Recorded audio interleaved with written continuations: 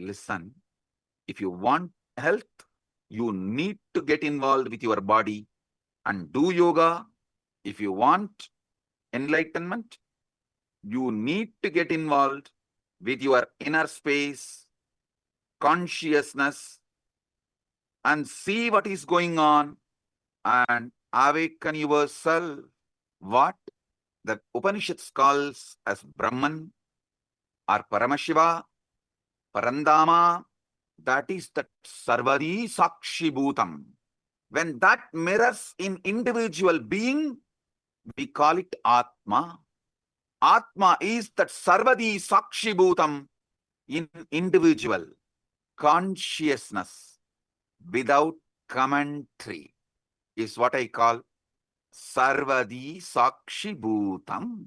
Explore Ask Nityananda, world's first spiritual AI. Subscribe to the channel.